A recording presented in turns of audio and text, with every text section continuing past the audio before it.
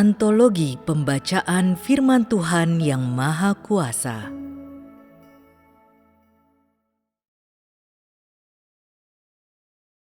Masalah yang sangat serius. Pengkhianatan. 1.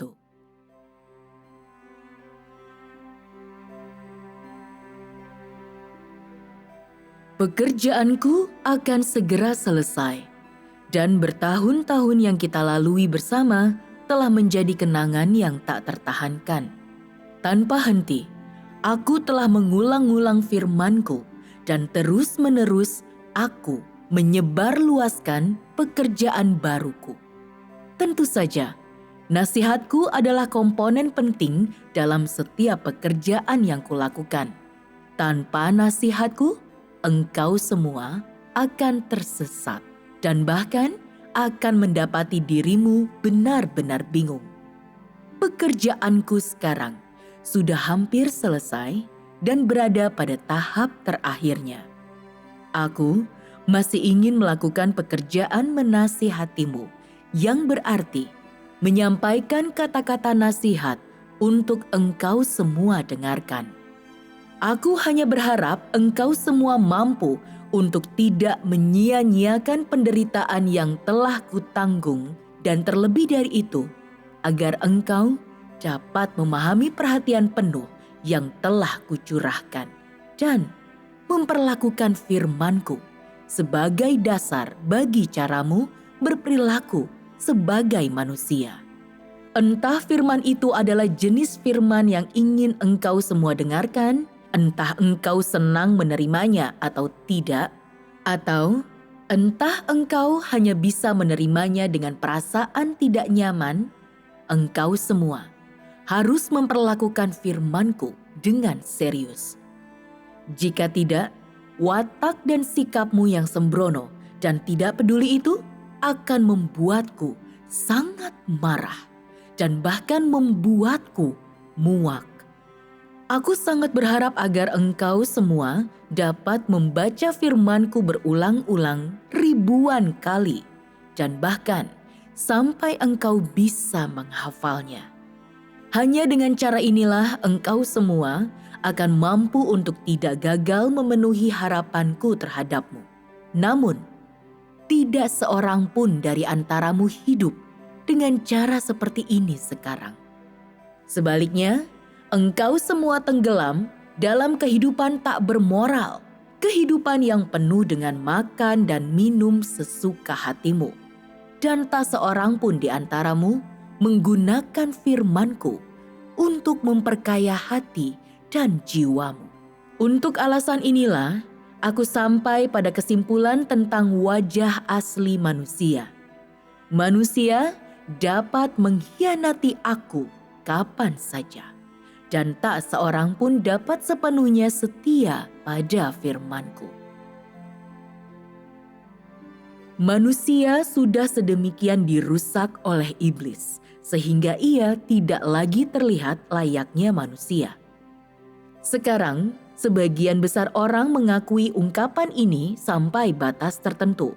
Kukatakan demikian karena pengakuan yang kumaksud hanyalah sejenis pernyataan dangkal yang bertentangan dengan pengetahuan sejati.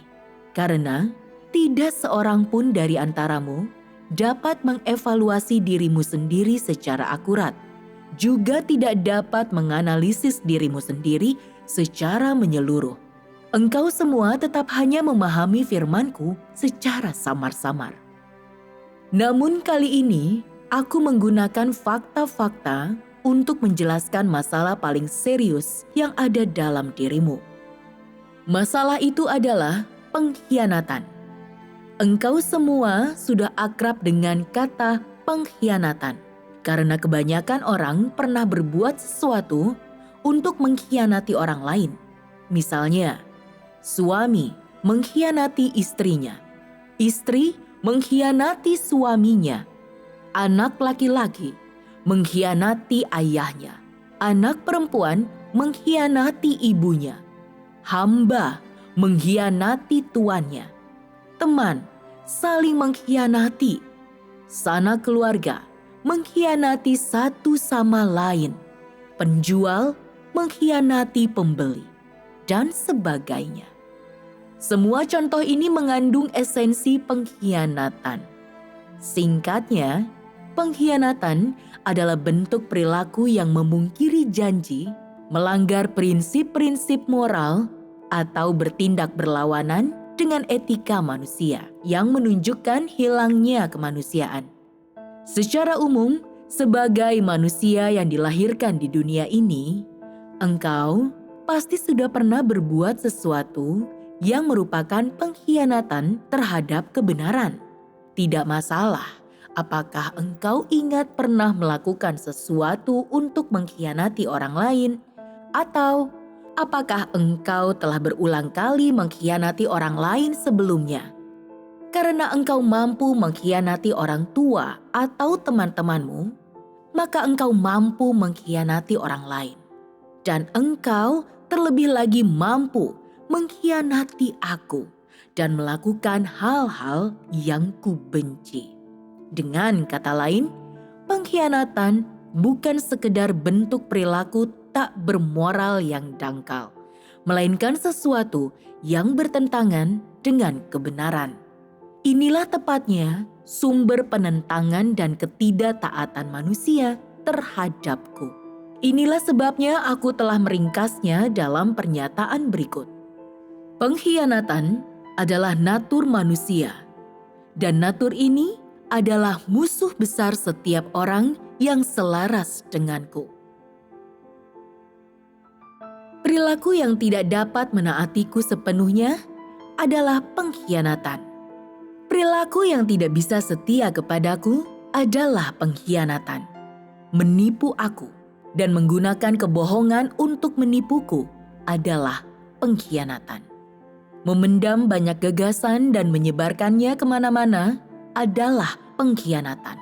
Tidak mampu menjunjung tinggi kesaksianku dan kepentinganku adalah pengkhianatan. Mempersembahkan senyuman palsu padahal hatinya jauh dariku adalah pengkhianatan. Semua ini adalah tindakan pengkhianatan yang selalu mampu engkau semua lakukan. Dan semua ini adalah hal yang lazim di antaramu. Mungkin tak seorang pun di antaramu menganggap ini sebagai masalah. Tetapi bukan itu yang kupikirkan. Aku tidak bisa menganggap pengkhianatan orang terhadapku sebagai persoalan yang sepele. Dan aku tentu saja tidak bisa mengabaikannya. Sekarang ini, saat aku bekerja di tengah-tengahmu, engkau semua berperilaku seperti ini. Jika hari itu tiba saat tak ada yang mengawasimu, bukankah engkau semua akan menjadi para penjahat yang menyatakan dirimu sendiri sebagai raja? Ketika itu terjadi dan engkau semua menyebabkan terjadinya bencana, siapa yang akan membereskan kekacauanmu?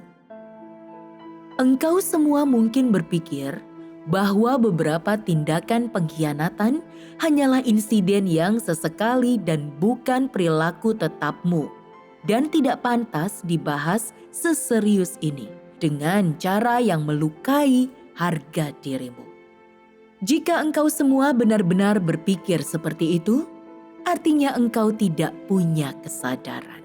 Berpikir demikian berarti menjadi contoh atau tipe khas pengkhianatan. Natur manusia adalah hidupnya. Natur manusia merupakan prinsip yang ia andalkan untuk bertahan hidup, dan ia tidak dapat mengubahnya. Natur pengkhianatan pun sama. Jika engkau dapat melakukan sesuatu untuk mengkhianati seorang kerabat atau teman, ini membuktikan bahwa natur pengkhianatan adalah bagian dari hidupmu dan merupakan natur yang engkau miliki sejak lahir. Ini adalah sesuatu yang tidak bisa disangkal oleh siapapun. Misalnya, jika seseorang gemar mencuri barang orang lain, maka kegemaran mencuri ini adalah bagian dari hidup mereka. Meskipun mereka hanya sesekali saja mencuri, dan kadang-kadang mereka tidak mencuri. Terlepas dari apakah mereka mencuri atau tidak, hal itu tidak dapat membuktikan bahwa tindakan pencurian mereka hanyalah sejenis perilaku.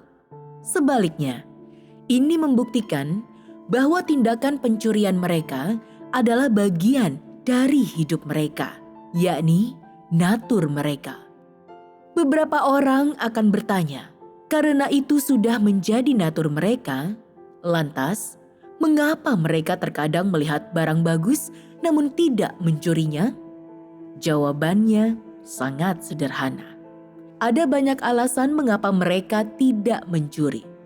Mereka mungkin tidak mencuri karena barangnya terlalu besar untuk diambil di bawah pengawasan, atau karena tidak ada waktu yang tepat untuk bertindak, atau barang itu terlalu mahal, dijaga terlalu ketat, atau mungkin mereka tidak terlalu tertarik pada barang tersebut, atau tidak tahu apa kegunaan barang tersebut bagi mereka, dan sebagainya. Semua ini bisa menjadi alasannya.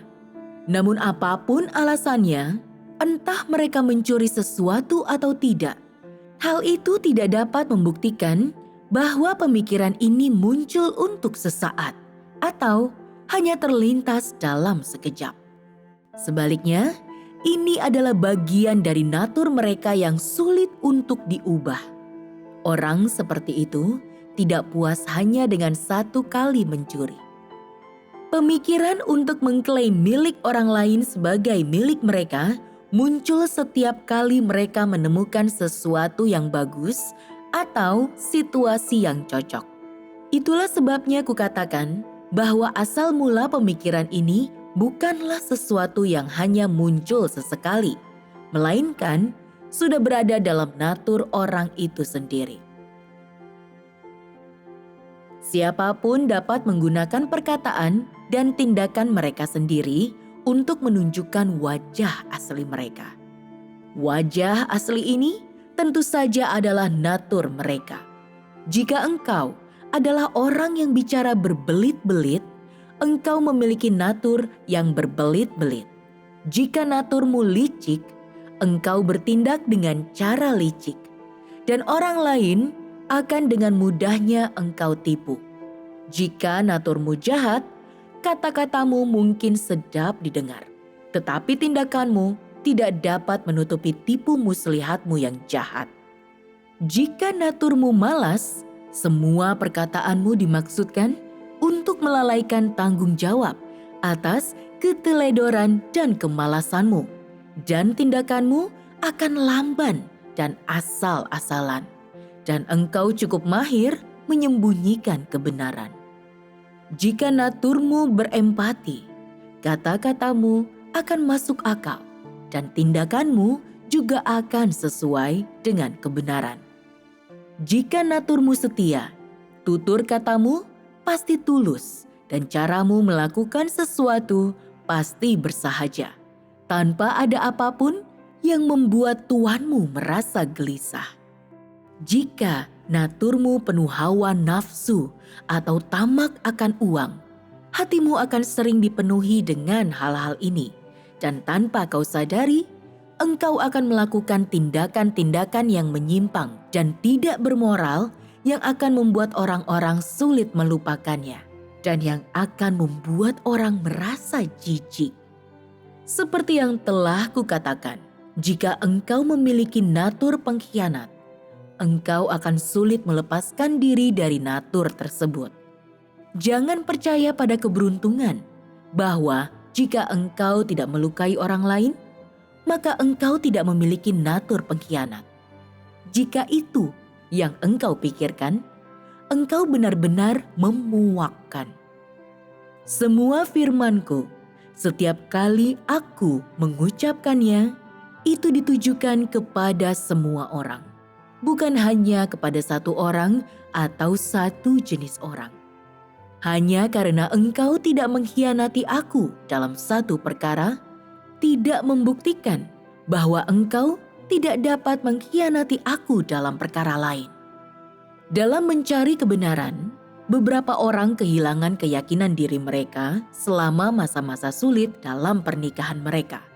Beberapa orang melalaikan kewajiban mereka untuk setia kepadaku selama mengalami kehancuran keluarga. Beberapa orang meninggalkan aku demi mencari momen sukacita dan kegembiraan. Yang lain lebih suka jatuh ke dalam jurang yang gelap daripada hidup dalam terang dan memperoleh sukacita dari pekerjaan Roh Kudus. Beberapa orang mengabaikan nasihat teman-teman demi memuaskan hasrat mereka akan kekayaan. Dan bahkan sekarang mereka tidak mampu mengakui kesalahan dan mengubah arah mereka. Beberapa orang hanya hidup sementara saja demi namaku, agar dapat menerima perlindunganku. Sementara yang lain hanya mengabdikan diri mereka sedikit saja kepadaku di bawah paksaan, karena mereka sangat ingin hidup dan takut mati. Bukankah semua ini serta tindakan tak bermoral dan tak bermartabat lainnya benar-benar merupakan perilaku yang dengannya orang telah lama mengkhianati aku dalam hati mereka? Tentu saja, aku tahu orang tidak berencana sebelumnya untuk mengkhianati aku. Pengkhianatan mereka merupakan ungkapan alamiah dari natur mereka.